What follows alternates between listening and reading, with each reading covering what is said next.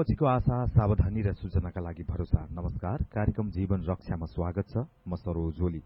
यो कार्यक्रम UNDP को सहयोग, सामुदायिक सूचना नेटवर्क CIN को संयोजन र रुकुम पश्चिम अनि जाजरकोटका सामुदायिक रेडियोहरूको सहकार्यमा रेडियो खलंगा जाजरकोटले उत्पादन गरिरहेको छ। कार्यक्रम जीवन रक्षा हरेक बिहान 7 बजेदेखि आधा घण्टा प्रसारण हुन्छ। कार्यक्रम जीवन रक्षा CIN मार्फत रेडियो खलंगा जाजरकोट, रेडियो हाम्रो पाइला, रेडियो जाजरकोट, रेडियो पृथ्वी अनि रुकुम पश्चिमको रेडियो सानोभेरी, रेडियो समावेशी आवाज, रेडियो सिस्ने, मौराखारा FM, रेडियो चौरझारी, आफ्नो FM लगायत रेडियो तथा वेबसाइट र सामाजिक सञ्जालबाट पनि यो कार्यक्रम सुनिरहनु भएको छ। कार्यक्रममा हामी जाजरकोट भूकम्प प्रभावितका भोगाई, सिकाई, सावधानी र सकारात्मक सोच विकास गर्ने सामग्री प्रस्तुत गर्छौं। भूकम्पपछि शारीरिक तथा मनोवैज्ञानिक रूपमा देखिएको परिवर्तन र यसको समाधानका बारेमा पनि हामी विज्ञ र सरोकारवालासँग कुराकानी गर्नेछौं। कार्यक्रम जीवन रक्षामा तपाई पनि सहभागी हुन सक्नुहुन्छ। यसका लागि 08934202 मा फोन गर्नुहोला। जनप्रतिनिधि र कर्मचारी जिल्ला बाहिर जाँदा जाजरकोटका भूकम्प प्रभावितले अनुदान रकम पाउन समस्या बेहोर्नु परिरहेको छ। यो समस्या समाधानका लागि जिल्ला प्रशासन कार्यालय जाजरकोटले कसरी समन्वय गरिरहेको छ भन्ने बारे जिल्ला प्रशासन कार्यालय जाजरकोटका प्रशासकीय अधिकृत हरिशचन्द्र शर्मासँग कुराकानी गर्दैछौं। त्यसैगरी भूकम्पपछिको राहत र अस्थायी आवास निर्माणका अनुभवका बारेमा कुराकानी गर्न रुकुम पश्चिमका प्रमुख जिल्ला अधिकारी हरि प्रसाद पन्त हामीसँग टेलिफोन सम्पर्कमा हुनुहुन्छ। यस सम्बन्धी कुनै प्रश्न अथवा जिज्ञासा भएमा 08934202 मा फोन गर्न सक्नुहुन्छ। जनप्रतिनिधि र कर्मचारी विभिन्न निकायले आयोजना गरेका तालिममा सहभागी हुन जिल्ला बाहिर जानुभन्दा भूकम्प प्रभावितलाई अनुदान उपलब्ध गराउन तथा आवास निर्माणमा सहजीकरण गर्नुपर्ने प्रभावितको माग छ। टीका विश्वकर्माको रिपोर्ट। नलगाड नगरपालिका प्रमुख प्रशासकीय अधिकृत जिल्ला छोडेको 9 दिनपछि हिजो मात्रै कार्यालयमा हाजिर हुनु भएको छ। कार्यालय प्रमुख नहुँदा भूकम्प प्रभावितले पहिलो किस्ताको अनुदान रकम अझै पाउन सकेका छैनन्। नलगाड नगरपालिका 1 का भूकम्प प्रभावित अर्जुन शेर्पाली जनप्रतिनिधिकै कारणले बाहिर यताउति गर्दा चाहिँ हामीले त्यो कारण नभएको कारणले हामीले अलिकति यसमा चाहिँ प्रभाव परे जस्तो लागेको छ। कार्यालयमै बसेर काम गरिदिएको भए हामीलाई धेरै सहज हुन्थ्यो। सानोतिनो कार्यक्रमको लागि अब यताउति नगइदिएर जुनेजाति गाउँपालिकाका लेखापाल मनोज शर्मा कार्यालयमा अनुपस्थित भएको 3 महिना भयो। उहाँले गरी आएको कार्य सम्पादनका लागि अर्को कर्मचारीको व्यवस्थापन नहुँदा यहाँका भूकम्प प्रभावितले पनि पहिलो किस्ताको रकम पाउन सकेका छैनन्। जुनेजाति गाउँपालिका 4 का रेशम खड्का गाउँपालिकाको लेखा शाखामा कर्मचारी नहुँदा पहिलो किस्तामा 25,000 का दरले स्थायी टहरा निर्माणको लागि वितरणको लागि जिल्ला प्रशासन कार्यालय जाजरकोट मार्फत निकासा भए आएको बजेट अहिलेसम्म पनि फर्चौट गर्न सकेको छैन। भूकम्पबाट बढ़ी क्षति पुगेको नलगाड नगरपालिकाका 1 जना पनि प्रभावितले अहिलेसम्म पहिलो किस्ता पाउन सकेका छैनन्। भूकम्प प्रभावितहरू बढ़दो चिसोमा तिरपालमुनि रात कटाउन बाध्य भइरहँदा जनप्रतिनिधि र कर्मचारी भने तालिममा भन्दै कोही काठमाडौँ त कोही सुर्खेत झरेका हुन्। भूकम्प प्रभावितलाई रकम उपलब्ध गराउन र अस्थायी आवासमा सघाउनु पर्ने बेला किन तालिममा जानु परेको हो त? नलगाड नगरपालिकाका मेयर डम्मर रावत अहिले पनि जनताकै सेवामा कामको लागि आएको, जनताको सेवाको लागि मर्मत मार्गको लागि हामीले बजेट माग गर्नुपर्ने छ। यहाँ आएर काम त हामी स्थानीय तहका जिम्मेवारी कर्मचारी र जनप्रतिनिधि नहुँदा भूकम्प प्रभावितले अस्थायी टहरा निर्माण गर्न पाएका छैनन्। प्रभावितलाई जति सक्दो चाँडो अनुदान रकम उपलब्ध गराउने बारेको तयारी के छ त? जाजरकोटका प्रमुख जिल्ला अधिकारी तथा जिल्ला विपद व्यवस्थापन समितिका अध्यक्ष सुरेश सुनार अहिले अस्थायी टहरा बनाउने सन्दर्भ प्रक्रिया चाहिँ सुरु भएको छ। त्यहाँ लाभले कायम गर्ने, सम्झौता गर्ने, निकासा छोड्ने, काम गराउने, अनुमोदन गर्ने होइन, त्यो हाम्रो एउटा प्राइमेरी काम हो क्या अहिलेको। प्राथमिकता दिनुपर्ने विषय चाहिँ अस्थायी टहराको पुनर्निर्माणको विषय छ। सरकारले भूकम्पपछि तिरपालमा बसेका परिवारलाई मंगिरभित्रै अस्थायी आवासमा सारिसक्ने दावी गरेको थियो। तर पुस आधा बित्न लाग्दासम्म यहाँका 26,312 भूकम्प प्रभावितले अझै पहिलो किस्ताको अनुदान पाउन सकेका छैनन्। टीका विश्वकर्मा, CIN हाम्रो पाइला FM जाजरकोट। रिपोर्टपछि हामी कुराकानीतर्फ नै लाग्छौं। हामीसँग कुराकानीका लागि जिल्ला प्रशासन कार्यालय जाजरकोटका प्रशासकीय अधिकृत हरिशचन्द्र शर्मा हाम्रो रेडियो खलङ्गाको अस्थायी स्टुडियोमा उपस्थित हुनुहुन्छ। शर्माज्यू, कार्यक्रम जीवन रक्षामा स्वागत छ। धन्यवाद, नमस्कार। अनि शर्माज्यू, रिपोर्टमा भने जस्तै जनप्रतिनिधि र कर्मचारी नहुँदा समस्या भएको छ। कुन कुन काममा समस्या भएको हो? यहाँले प्रस्तुत गरेको रिपोर्टमा भनिए जस्तै केही जनप्रतिनिधि र कर्मचारीहरूको पालिकामा अनुपस्थितिका कारण केही समय अलिकति ढिला हुन गएको हो कि भन्ने चाहिँ महसुस भएको छ। यद्यपि अहिले चाहिँ धेरैजसो कर्मचारीहरू उपस्थित भइसक्नु भएको छ, आफ्नो कार्यस्थलमा फर्किसक्नु भएको छ। बीचमा केही कार्यक्रमहरूमा उहाँहरू जिल्ला बाहिर गएको कारणले गर्दाखेरि भूकम्प पीडितहरू जो चाहिँ निजी अस्थायी आवासका लाभग्राही हुनुहुन्छ उहाँहरूलाई रकम हस्तान्तरण गर्ने, पहिलो किस्ताको रकम चाहिँ सम्झौता गरेर प्रदान गर्ने कार्यमा अलिकति ढिलाइ भएको केही पालिकाहरूमा महसुस भएको चाहिँ देखिएको हो। यद्यपि अब कर्मचारीहरू फर्किने क्रम सुरु भइसकेको कारणले गर्दाखेरि यो कामलाई तदारुकताका साथ छिटोभन्दा छिटो सम्पन्न गर्नुहोस् भनेर चाहिँ हामीले समन्वय पनि गरिरहेका छौँ। अहिलेसम्म पनि जुन नलगाड नगरपालिका र जुनिचाँदे गाउँपालिकामा लाभग्राहीको लागि पहिलो किस्ता बापतको रकम जान सकेको छैन। त्यहाँ खासमा जुन तपाईहरूले गर्नुपर्ने कोअर्डिनेसनको कमी भएको हो कि त्यो वितरणमा ढिलाइ हुनका कारण, अथवा जुन कर्मचारीकै कुरा पनि उठ्यो, खासमा यहाँ चाहिँ कसरी यो अलिकति ढिला भयो? अब एउटा जुनिचाँदे गाउँपालिकामा त अहिलेसम्म पनि जुन उनीहरूले जुन पालिकालाई अहिलेसम्म एकजनाले पनि सम्झौता गर्न सकेको छैन। यसमा गल्ती चाहिँ कसको? यसमा के भने नलगाड र जुनिचाँदे गाउँपालिका, नलगाड नगरपालिकामा चाहिँ हामीले पहिलो किस्ताको रकम जिल्ला विपद जोखिम न्यूनीकरण व्यवस्थापन समितिबाटै हस्तान्तरण गर्ने कार्य अलि ढिलो नै भएको हो। एक हप्ता मात्रै भयो त्यहाँ पठाइएको, किनभने हाम्रो कोषमा रकम सकिसकेको थियो। उहाँहरूले लाभग्राही कायम गरेर पठाउन्जेलसम्ममा हामीले केन्द्रबाट माग गरेर रकम प्राप्त गरेपछि पठाउँदाखेरि गएको 6 गते मात्रै ती दुईटा पालिकाहरूमा रकम निकासा भएको थियो। त्यो कारणले पनि अलिकति ढिलो चाहिँ भएकै हो। त्यसमा अब कसैको दोष भन्दा पनि अलिकति हामीलाई प्राविधिक रूपमै समस्या भएको चाहिँ हो, किनभने हाम्रो कोषमा रकम सकिसकेको अवस्था, लाभग्राही कायम भएर आउन ढिलो भएको कारणले हामीले सुरुमा जुन जुन पालिकाको लाभग्राही कायम भएर आयो ती पालिकाहरूमा क्रमशः पठाउँदै गयौँ र ती दुईटा पालिकाको लाभग्राही कायम भएर आउँदासम्ममा हामीलाई प्राप्त भइसकेको रकम सकिसकेको थियो। केन्द्रबाट आउन पनि अलिकति ढिला भयो, त्यसले गर्दा पठाउन नै ढिलो भएको अवस्था चाहिँ हो। यद्यपि उहाँहरूले त्यो सन्दर्भमा लाभग्राही पहिचान गर्ने, उहाँहरूको निवेदन लिने, स्वघोषणा गर्ने, सम्झौता गर्ने काम चाहिँ गरिराख्नु भएको थियो। नलगाडमा त्यो काम राम्रोसँग भइरहेको थियो।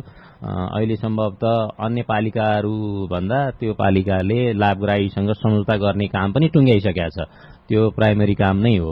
उहाँहरूले रकम चाहिँ पाइसकेको अवस्थामा अलिकति अब कर्मचारीहरू बाहिर हुनुभएको कारणले तत्कालै हामीले यहाँबाट पठाउँदाको भोलिपल्टै चाहिँ त्यो वितरण गर्ने कार्य चाहिँ सहज हुन सकेन। अलिकति यो अहिलेको सन्दर्भमा प्राथमिकता कुन कार्यलाई दिनुपर्ने भन्ने कुरा एउटा विषय हुनसक्छ। त्यसलाई प्राइमेरी सेलेक्सनमा अलिकति चाहिँ ध्यान दिएन कि भन्ने कुरा हो। हुन त अब पालिकाको जिम्मेवारी विकास निर्माण र अन्य बजेट प्राप्त गर्ने, योजनाहरू तय गर्ने कुराहरू पनि सँगसँगै लानुपर्ने होला। भूकम्पमा मात्रै केन्द्रित भएर फेरि अन्य कार्यहरूलाई इग्नोरै गर्न सकिने अवस्था त होइन। मैले बुझे अनुसार उहाँहरू पनि भूकम्प सम्बन्धित केही कार्यक्रममा जानुभएको भन्ने चाहिँ आएको थियो, त्यसले गर्दा अलिकति ढिलो चाहिँ भयो।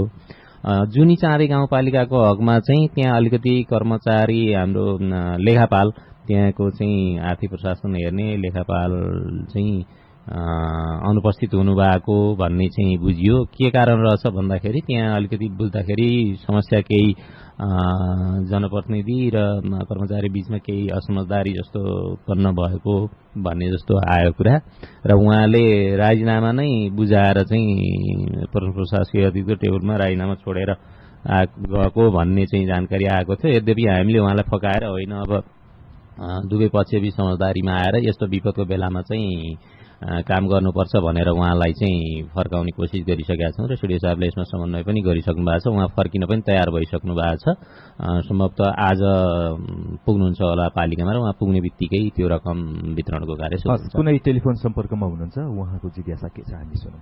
हेलो हजुर, कहाँदेखि को बोल्नुभयो? नगरपालिका वार्ड नम्बर 2। हजुर हजुर, कालीबहादुर ओली सर। यो घरहरू भत्काइएका छन्, सबै भत्काइसकेपछि टहराहरू पनि निर्माण हुने प्रक्रियामा छन्। यो खाई प्रक्रियाको लागि मैले साइक सरलाई के सोधेँ भने यो अस्थायी टहरा भइसक्यो, टहराको प्रक्रिया कहिलेदेखि लागू हुन्छ, यो सबैले पाउँछ कि पाउँदैनन् भनेर सबैको जिज्ञासा छ। यो के हुन्छ सर? यसको एकदम सबैलाई, यो जिल्लावासी लगायत सबैलाई, यो भूकम्प पीडितहरूलाई यो स्थायी बसोबासको लागि कहिलेदेखि काम सुरुवात गर्ला सरकारले? धन्यवाद कालीबहादुर ओलीज्यू, यहाँले राम्रो सान्दर्भिक प्रश्न राख्नु भएको छ। यो विषयमा चाहिँ हामी त अहिले तत्काल चाहिँ निजी अस्थायी आवास निर्माणकै क्रममा छौँ र यही काम नै प्रायोरिटीमा छ। स्थायी आवासको लागि चाहिँ अब केन्द्र सरकारले केही कार्यविधि बनाउला, मापदण्ड तय गर्ला, त्यो विषयमा छलफल सुरु भएको चाहिँ छ। अब माथि केही निर्णयहरू भइसके पछाडि हामीलाई पनि माथि केन्द्रबाट निर्देशन आए पछाडि मात्रै अब कुन किसिमले अगाडि जाने र कहिलेदेखि सुरु हुने भन्ने कुरा हामीले बोल्न सकौँला। अहिले तत्काललाई छलफलको सुरुवात मात्रै हुन सकेको छ त्यो विषयमा, र माथि केन्द्रले होमवर्क चाहिँ गरिरहेको छ। विभिन्न प्राविधिक कुराहरू जोडिएका विषय हुन्छन्, रकमका कुराहरू, रकम जो गर्ने कुराहरू होला, केही मापदण्डहरू बनाउनु पर्ने होला, त्यो विषयमा केन्द्रमा छलफल भइरहेको छ र केन्द्र सरकारले त्यो विषयलाई चाहिँ अग्रसरता लिएर अगाडि बढिरहेको छ। हामीलाई माथिबाट निर्देशन आइसकेपछि मात्रै हामीले त्यो विषयमा भन्न सकौँला है। अनि अघि पनि हामीले कुरा गर्यौँ जुन कर्मचारीको यो समस्या समाधानका लागि जुन कर्मचारी अभावको कुरा छ नि, यो कारणले पहिलो किस्ता बाबतको लाभ गराइलाई जाने पैसा रोकेको छ, यो समस्या समाधानका लागि विकल्पमा अरू कर्मचारी भए हुन्छ कि अरूले काम गर्न मिल्दैन? यसमा चाहिँ के छ भने अब पालिकाको जिम्मेवार कर्मचारी भनेको प्रमुख प्रशासकीय अधिकृत र आर्थिक प्रशासन हेर्ने आर्थिक प्रशासन शाखा प्रमुख चाहिँ जिम्मेवार रहनुहुन्छ। कार्यविधि अनुसार चाहिँ सम्झौता गर्ने, उहाँ प्रमुख प्रशासकीय अधिकृतले सम्झौता गर्ने अनि रकम चाहिँ निकासा गर्ने, उहाँहरूलाई वितरण गर्ने काम गर्नुपर्ने हुन्छ। आर्थिक रूपमा जिम्मेवार उहाँहरूलाई नै बनाएको हुन्छ। त्यसकारणले गर्दाखेरि यसमा तत्काल विकल्प नै खोजिहाल्नुपर्ने अवस्था चाहिँ होइन। विकल्प खोज्न सम्भव पनि हुँदैन, किनभने आर्थिक उत्तरदायित्वका कुराहरू हुन्छन्, जिम्मेवारीका कुराहरू हुन्छन्, त्यो दीर्घकालसम्म प्रभाव पर्ने कुराहरू हुन्। त्यसमा विकल्प खोज्नुपर्ने अवस्था भन्दा पनि तत्काल जो हुनुहुन्छ उहाँहरू चाहिँ अलिकति जिम्मेवार भइदिएर काम गरिराख्नु भएको छ, अन्य सवालमा गैर जिम्मेवार हुनुभयो भन्ने चाहिँ होइन। अलिकति अनुपस्थिति भइदिँदाखेरि, एक दुई दिनै अनुपस्थित भइदिँदाखेरि यो प्रेसरको बेलामा अलिकति काममा ढिलाइ भयो भन्ने आरोप उहाँहरूलाई पनि लाग्छ। अब जसको भागी हुनुपर्ने अवस्था हुन्छ, त्यसले गर्दा अलि बढी सक्रियता र जिम्मेवार हुने र यो विषयलाई चाहिँ अलिक प्राथमिकता दिने, अन्य पन्छाउन सकिने अथवा चाहिँ अन्य कार्यक्रममा उपस्थित नभए पनि काम चल्ने छ भने त्यसलाई चाहिँ प्राथमिकता नदिउँ भन्न चाहन्छु म चाहिँ। कुनै साथी टेलिफोन सम्पर्कमा हुनुहुन्छ, उहाँको पनि जिज्ञासा सुनौँ। हेलो, टेलिफोन सम्पर्क टुटेको छ। जुन बाहिर रहेका कर्मचारीहरूलाई प्रभावितको सेवामा ल्याउनका लागि के कस्तो समन्वय भएको छ कि छैन तपाईहरूको तर्फबाट? हजुर, यसमा समन्वय भइरहेकै छ। उहाँहरू स्वयं पनि जिम्मेवार व्यक्तित्व हुनुहुन्छ र जिम्मेवारीको चापको हिसाबले त्यो महसुस गर्नुभएकै होला। त्यो विषयमा चाहिँ जनप्रतिनिधिज्यूहरू र सम्बन्धित कर्मचारीहरूसँग समन्वय गर्ने काम पनि भइरहेको छ। उहाँहरू कतिपय फर्की पनि सक्नु भएको छ कार्यस्थलमा र आफ्नो जिम्मेवारी सम्हालिसक्नु भएको छ। हामीले योभन्दा अगाडि चाहिँ सिडिओ साहबले पनि यो बिना सूचना अनुपस्थित नहुन चाहिँ आग्रह गर्नुभएको थियो र जिल्ला विपद व्यवस्थापन समितिको मिटिङमा नि हामीले बिना अनुमति, बिना स्वीकृति कर्मचारी चाहिँ जिल्ला बाहिर नजान चाहिँ हामीले निर्णय पनि गरेका थियौँ।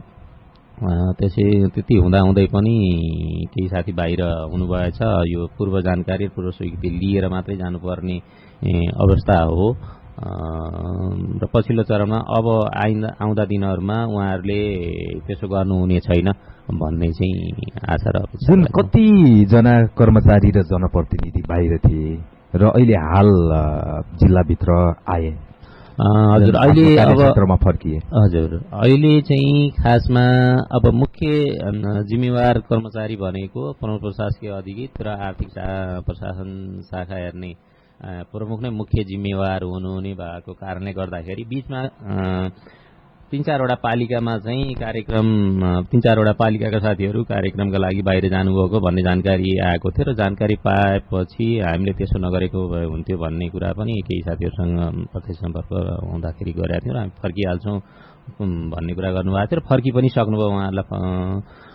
ठ्याक्कै अब अन्य कर्मचारी पालिकाका अन्य अब विविध शाखाका कर्मचारी जसलाई यो भूकम्प प्रभावितलाई सेवा गर्ने सन्दर्भमा विभिन्न भूमिकामा उहाँहरूलाई खटाइएको हुनसक्छ, उहाँहरू पनि त्यतिकै जिम्मेवार रहनुहुन्छ। अब मसँग ठ्याक्कै डाटाको हिसाबमा हरेक पालिकाको को कर्मचारी कति चाहिँ अनुपस्थित भन्ने डाटा त छैन। बारेकोट गाउँपालिकाका प्रशासकीय अधिकृत अहिलेसम्म फर्किनु भएको छैन भन्ने छ नि? हजुर, उहाँ पनि पोखरामा एउटा कार्यक्रम आइएनजिओको कुनै कार्यक्रममा सम्भवतः भूकम्प सम्बन्धी नै कार्यक्रम थियो, तर त्यसमा नगए पनि हुने थियो भने नजानु भएको भए हुन्थ्यो, जानुभएको भन्ने चाहिँ जानकारी पाएको थिएँ मैले र आजै मात्रै पनि बिहान मैले सम्पर्क गर्न खोजेको थिएँ उहाँलाई, उहाँको फोन चाहिँ उठेन। उहाँ फर्किसक्नु भएको चाहिँ छैन भन्ने चाहिँ हिजोसम्मको जानकारी हो। सम्भवतः फर्किँदै हुनुहुन्छ होला भन्ने चाहिँ आशा गरेका छौँ हामीले। मेरो सम्पर्क हुन सकेको छैन उहाँसँग। कुनै साथी टेलिफोन सम्पर्कमा हुनुहुन्छ, उहाँको जिज्ञासा सुन्नु। हेलो, हजुर, कहाँदेखि को बोल्नुभयो? तपाईँको जिज्ञासा के छ राख्नुहोस् है। म जुनी चाँदेदेखि फोन गरेँ। हजुर, यो जो भूकम्पपछि जुनीचाँदे गाउँपालिका 11 नम्बरै वडाबाट जुन तथ्याङ्क जुनीचाँदे गाउँपालिकाले सङ्कलन गर्यो त्यो तथ्याङ्क अनुसारको जिल्ला प्रशासन कार्यालयमा तथ्याङ्क नपठाएको देखिन्छ। जुनीचाँदे गाउँपालिकाको जनप्रतिनिधिले आफू खुसी अनुसार दबावमा परेर केही एकाध घरधुरीहरूको तथ्याङ्क जिल्ला प्रशासन कार्यालयमा गएको देखिन्छ र जुनीचाँदे गाउँपालिकामा करिब 3 महिना 4 महिनादेखि अहिलेसम्म औषधि त्यहाँका स्वास्थ्य संस्थाहरूमा छैन। त्यहाँका नागरिकहरू अहिले पनि स्वास्थ्य संस्थाहरूमा गएर फर्किनुपर्ने, खाली हातै फर्किनुपर्ने अवस्था छ। जो लेखा प्रशासनमा रहेको कर्मचारी जुनीचाँदे गाउँपालिकामा जनप्रतिनिधिहरूले बारम्बार उहाँहरूले आफूले व्यवस्थापन गर्न नसकेर उहाँहरूले टचर दिँदै आउनु भएको थियो र जुन लेखपाल काम गर्ने वातावरण नभएर उहाँ करिब 22 दिनदेखि उहाँ जिल्ला बाहिर रहेको भन्ने बुझ्न आएको छ। यो सम्बन्धी जिल्ला प्रशासन कार्यालयले जानकारी नभएको होइन। जिल्ला प्रशासन कार्यालयलाई धेरै पहिलेदेखि जानकारी थियो। जुनीचाँदे गाउँपालिकाको त्यहाँको जनप्रतिनिधि र त्यहाँको कर्मचारी बीचको सम्बन्धको विषयमा जुन जिल्ला प्रशासन कार्यालयले चासो कहिले पनि देखाएको देखिन्न। यहाँ प्रमुख प्रशासकीय अधिकृत 2-3 महिनाको फेरिन्छन्। यहाँ उस्तै परि जनप्रतिनिधिहरूले एउटा प्रमुख प्रशासकीय अधिकृत तोक्नको लागि जिल्ला समन्वयको प्रमुख तोके जस्तै गरी भोटिङ गर्नुपर्ने अवस्था देखिन्छ। यो विषयमा जिल्ला प्रशासन कार्यालयले जुनीचाँदेका सवालमा कहिले ध्यान दिन्छ? यहाँका नागरिकहरू अहिले पनि टेलिफोन सम्पर्क विहीन हुनुहुन्छ। हस्, जानकारीका लागि, प्रश्नको लागि धन्यवाद। धन्यवाद। सरले आफ्नो नाम चाहिँ भन्नु भएन, जुनीचाँदेको साथी हुनुहुँदो रहेछ, उहाँको चासो र चिन्ताका लागि धन्यवाद। उहाँले उठाउनु भएको एउटा कुरा चाहिँ पालिकाले पठाएको डाटा बमोजिम चाहिँ जिल्ला प्रशासनले चाहिँ रकम पठाएन भन्ने कुरा गर्नु जस्तो लाग्यो। यसमा चाहिँ त्यो लाभग्राही कायम गरेको विषय होला जस्तो लाग्यो मलाई। जुनीचाँदे गाउँपालिकाबाट त्यहाँको स्थानीय विपद जोखिम न्यूनीकरण तथा व्यवस्थापन समितिले कायम गरेर निर्णय गरेर लाभग्राही कायम गरेर पठाएपछि मात्रै जिल्ला विपद जोखिम न्यूनीकरण तथा व्यवस्थापन समितिले त्यही संख्याको आधारमा रकम चाहिँ निकासा गर्ने हो। त्यसमा चाहिँ लाभग्राही कायम गर्ने जिम्मेवारी भनेको स्थानीय तहको नै हुन्छ। उहाँहरूले 2563 जस्तो लाग्छ मलाई त्यति लाभग्राही कायम गरेर पठाउनु भएको छ र त्यो अनुसारको रकम हामीले गएको पुसको 6 गते निकासा गरेर पठाइसकेका छौँ। अब कतिपय पालिकाहरूमा कतिपय वडाहरूमा छुट्यो भन्ने जस्तो कुरा गर्नुभयो यहाँले। अब त्यो चाहिँ हामीलाई जानकारी हुँदैन। सम्बन्धित वडाहरूले पहिचान गरेर पालिकामा त्यो डेटा पठाएपछि पालिकाले निर्णय गरेर लाभग्राही कायम गरेर पठाउने हो। निजी अस्थायी आवासका लागि भनेर लाभग्राही कायम गरेर निर्णयसहित नै पठाउनुपर्छ। जति पठाउनु भएको थियो उहाँले त्यो अनुसार हामीले चाहिँ रकम पठाइसकेका छौँ। अर्को पक्ष त्यहाँ चाहिँ काम गर्ने जनप्रतिनिधि र लेखाका कर्मचारी बीचमा असमझदारी भएको भन्ने कुरा हामीले पछि मात्रै थाहा पाएको विषय हो। सुरुमा चाहिँ हाम्रो आर्थिक प्रशासन शाखाको कर्मचारीसँग हाम्रो समन्वय सम्पर्क हुने विषय पनि थिएन। लाभग्राही पहिचान गर्ने, डाटा पठाउने कुराहरूमा प्रमुख प्रशासकीय अधिकृतसँग नै बढी चाहिँ सम्पर्कमा रहन्थ्यौँ र हामी उहाँहरू नै जिम्मेवार भएको कारणले जनप्रतिनिधि, अध्यक्ष, उपाध्यक्ष अथवा चाहिँ प्रमुख प्रशासकीय अधिकृतसँग निरन्तर सम्पर्कमा रहन्थ्यौँ। उहाँहरूले त्यसै अनुसार काम पनि गर्नुभएको थियो। हाम्रो लेखापाल छैनन् भन्ने कुरा उहाँहरूले हामीसँग गर्नुभएको थिएन र उहाँ लेखापाल हुनु नहुनुमा त्यो तथ्याङ्क पठाउने कुराले कुनै फरक पार्ने विषय होइन। पछिल्लो समय त्यो जानकारी हामीलाई प्राप्त भइसके पछाडि हामीले चाहिँ समन्वय गरेर के हो कारण भनेर खोजनीति पनि गऱ्यौँ र सम्बन्धित लेखापालसँग सम्पर्क गरेर उहाँलाई फर्काउने प्रयास पनि गरेका छौँ। कुरा भइसकेको छ र उहाँ चाहिँ आज सम्भवतः कार्यस्थलमा आइसक्नुहुन्छ। सिडिओ साहबको विषयमा कुरा पनि भएको छ र के असमझदारी हो र त्यसलाई कसरी सल्ट्याउन सकिन्छ भन्ने विषयमा सम्भवतः अन्य केही व्यवधान भएन भने भोलि चाहिँ हाम्रो प्रशासनको टिम सम्भवतः सिडिओ साहब नै जुनी चाँदी गाउँपालिकामा जाने तयारीमा चाहिँ हुनुहुन्छ। हस्, यति बेला हामी रुकुम पश्चिमतर्फ लाग्छौँ। भूकम्पपछिको राहत अस्थायी आवास निर्माणको अनुभवका बारेमा बताउन प्रमुख जिल्ला अधिकारी हरिप्रसाद पन्त हामीसँग टेलिफोन सम्पर्कमा हुनुहुन्छ। स्वागत छ कार्यक्रम जीवन रक्षामा। हजुर, नमस्कार। पन्तज्यू, जाजरकोटमा कर्मचारी र जनप्रतिनिधि गाउँमा नभएका कारण समस्या भयो भन्ने गुनासो आयो। तपाईहरूले कसरी काम गर्नुभयो र तुलनात्मक रूपमा राम्रो काम गर्नुभयो? मूलत यो विषय प्रश्नको उठान सरले गर्नुभयो। यस सम्बन्धमा अब कर्मचारी जनप्रतिनिधि गाउँमा नभएको भन्ने त्यो होइन, तर हाम्रो एउटा पालिकामा प्रमुख प्रशासकीय अधिकृतको सरुवा भएको र रहेकोले आर्थिक अधिकार नपाएको हुनाले त्यहाँ चाहिँ लाभग्राहीहरूलाई अस्थायी टहरा निर्माणको लागि रकम पठाउन नसकिएको अवस्था छ बाफीकोट गाउँपालिकामा। अन्य पालिकाको हकमा कर्मशः कामहरू भइराखेकै छ। मोटामोटी हामीले 50 करोडको हाराहारीमा रकम पठाइसकेको अवस्था र घर टहराहरू पनि करिब चाहिँ अब 17-18 हजार चाहिँ बनिसकेको, त्यसको सेरोफेरोमा बनिसकेको र अरू बन्ने क्रममा रहेको, प्रहरी मुचुल्का समेत अब 27 हजार क्रस भइसकेको अवस्था यहाँहरूलाई निवेदन गर्दछु। अनि कर्मचारी र जनप्रतिनिधि परिचालनका लागि भएको सिकाइ चाहिँ के हो?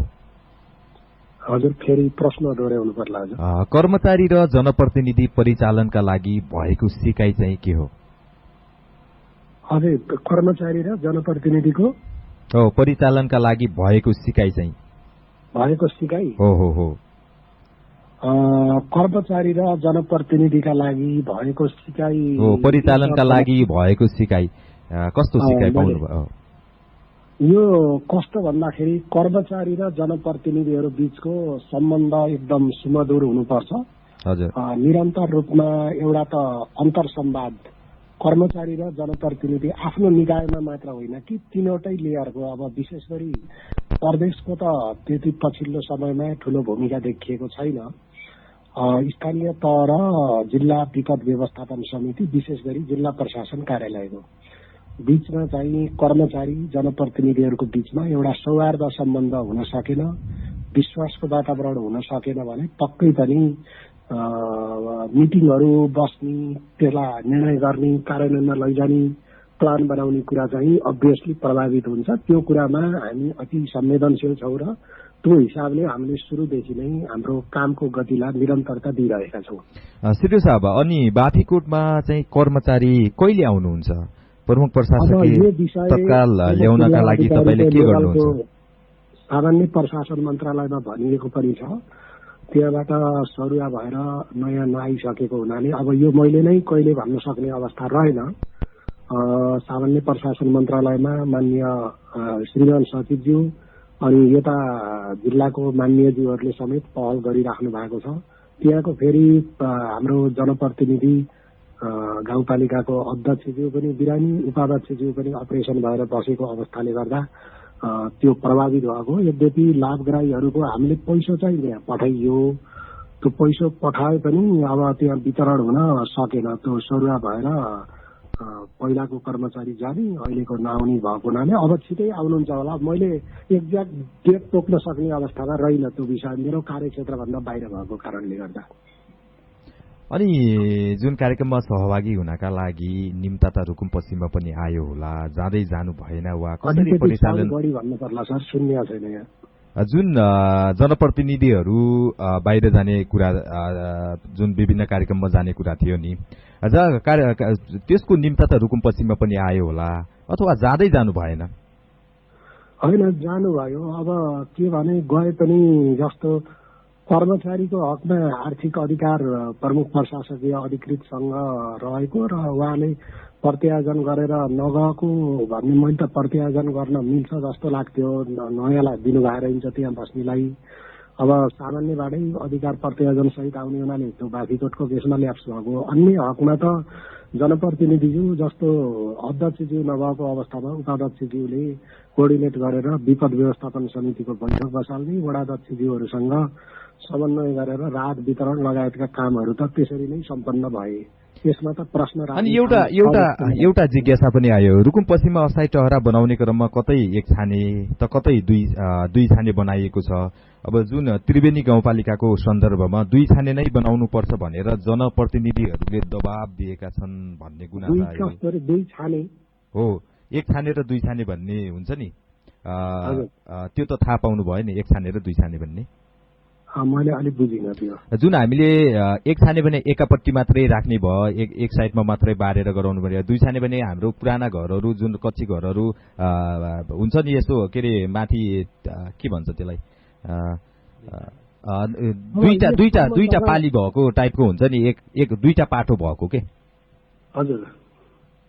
अब यस सम्बन्धमा प्राधिकरणले एउटा त गाइडलाइन दियो, त्यो गाइडलाइनलाई बनिसकेका टहराहरूमा दिने भन्ने खालको अनुदान रकम दिनलाई बाधा नपर्ने खालको परिमार्जन सहित परिमार्जन गरिसकेको अवस्थामा उहाँहरूले बनाएका टहराहरूलाई पनि अस्थायी आवास निर्माणको लागि अनुदान दिने भन्ने कुरा भएको हुनाले यसलाई विवादको विषय र बहसको विषय बनाउनु पर्छ जस्तो लाग्दैन। तत्काल उहाँहरूको आवश्यकता के थियो र कसरी बनाउनु भयो त्यही अनुरूप उहाँहरूले काम अगाडि गर्नुभयो। यसलाई ठुलो इस्यु र बहसको विषय हो जस्तो मलाई लाग्दैन। होइन, त्यहाँ जनप्रतिनिधिको दबाब आयो भन्ने कुरा छ नि, त्यसले गर्दा जनप्रतिनिधिहरूले त जुन अब आवश्यकता हुन्छ परिवारको संख्या र परिवारको माग बमोजिम बनाउने हो, दबाब भन्ने कुरो त भएन नि यसमा त, होइन र?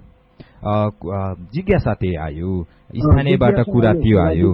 तर कुरो के हो भने एउटा इन्जिनियरले, एउटा भनौँ न आर्किटेक्ट अथवा सिभिल इन्जिनियरले डिजाइन गरेको घरको डिजाइन यस्तै हुनुपर्छ भन्ने कुरो एउटा पक्की संरचना पुनर्निर्माणको लागि गरिने संरचनामा त्यो कुरा लागू होला। तर यो अहिलेको भनेको अस्थायी र अल्पकालीन आश्रय स्थल हो। यो हिसाबले र प्राधिकरणले पनि गाइडलाइन त्यही अनुसार परिमार्जन गरेको हुनाले उहाँहरूको अनुकूलतामा पहिले बनेकाहरूलाई पनि बनाएकाहरूलाई पनि भुक्तानी भन्ने भएको हुनाले अब कसरी बनाउनु भयो, के भयो भन्ने कुरालाई कोट्याइरहनुपर्छ जस्तो मलाई लाग्दैन। हस्, धन्यवाद। वेलकम। उहाँ हुनुहुन्थ्यो रुकुम पश्चिमका प्रमुख जिल्ला अधिकारी हरिप्रसाद पन्त। उहाँसँग भूकम्पपछिको राहत अस्थायी आवास निर्माणको बारेमा कुराकानी गर्यौं। अब हामी यति बेला चिसो मौसममा त्रिपालमुनि बस्नका लागि बालबालिका तथा वृद्धलाई समस्या छ। एकैछिन केही भूकम्प प्रभावितको समस्याका बारेमा सुनौं।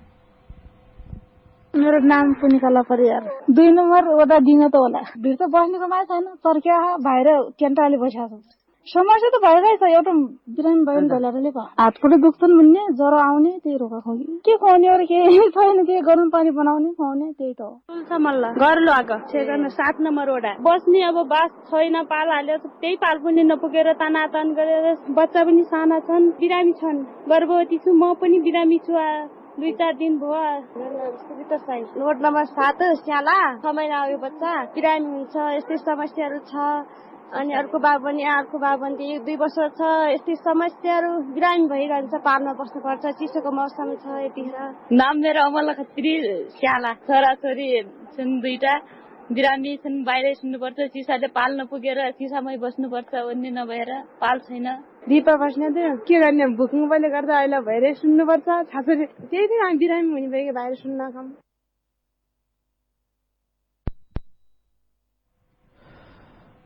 यी विचारहरू तथा प्रश्नका बारेमा के भन्नुहुन्छ? कुनै राहत दिन सकिने वा भन्न सक्ने कुरा केही छ कि छैन? हजुर, निसन्देह अहिले अब बढ्दै गएको चिसोको कारणले घर बाहिर त्रिपाल मुनि बस्नु परेका जनतालाई जीवन कष्टकर नै छ।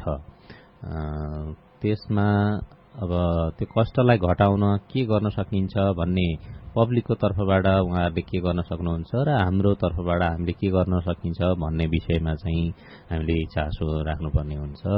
उहाँहरूले अब आफ्नो स्वास्थ्य अवस्था, आफ्ना नानीहरूको स्वास्थ्य अवस्थालाई निरन्तर चाहिँ निगरानीमा राख्ने, तातो न्यानो गर्ने, तातो पानी पिउने, आगो ताप्ने, के सम्भव हुन्छ तातो गर्नलाई, स्वास्थ्य जोगाउनलाई त्यसमा प्रयास गर्नु पर्यो। केही समस्या हुँदा तत्काल नजिकका स्वास्थ्य चौकी, स्वास्थ्य कर्मीहरूसँग सम्पर्कमा जानु पर्यो। त्यो उहाँहरूको पछिबाट रह्यो भने हाम्रो तर्फबाट भन्नुपर्दाखेरि उहाँहरूलाई पछिल्लो चरणमा हामीले आउने राहत सामग्रीलाई सुत्केरी, गर्भवती, साना बालबालिका, ज्येष्ठ नागरिकहरूलाई प्राथमिकतामा राखेर वितरण गर्ने, थप सामग्रीहरू प्रदान गर्ने काम चाहिँ गरिआएका छौँ र त्यो अझै जारी नै छ। हामीलाई त्यस किसिमको माग र सूचनाहरू आउनु पर्यो, स्थानीय तह मार्फत जानकारी हुनु पर्यो या सम्बन्धित व्यक्तिले नै पनि खबर गर्नुभयो भने हामी त्यसतर्फ चाहिँ चासो राख्ने नै छौँ। जुन राहतमा पाएको गुनासो राख्ने प्रशासन बाहेक सबभन्दा नजिकको संरचना कहाँ हो?